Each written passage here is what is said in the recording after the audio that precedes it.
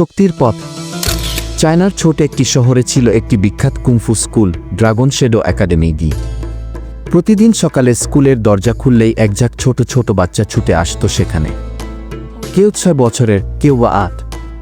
তাদের চোখে স্বপ্ন, বড় হয়ে তারা হিরো হবে, দুর্বলদের রক্ষা করবে। একদিন নতুন কিছু বাচ্চা প্রথমবারের মতো ক্লাসে এলো। তাদের মধ্যে ছিল ছোট্ট মিয়া, দুষ্টু লিউ আর শান্ত স্বভাবের চেন। প্রথম দিনেই গুরু লাওশি বললেন, কুংফু মানে শুধু লড়াই না, কুংফু মানে ধৈর্য, শৃঙ্খলা আর হৃদয়ের সাহসকে।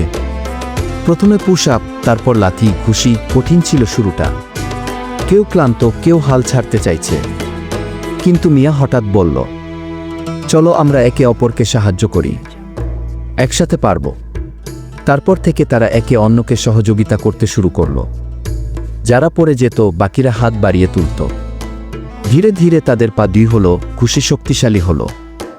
1 মাস পরে ক্লাসের শেষে গুরু লাওশি হাসলেন, তোমরা এখন কুংফু শুধু হাতে শেখনি, হৃদয়েও ধারণ করেছই। ছোট ছোট বাচ্চারা মাথা নেড়ে বলল, আমরা কুংফু যোদ্ধা, আমরা কখনো হার মানি না।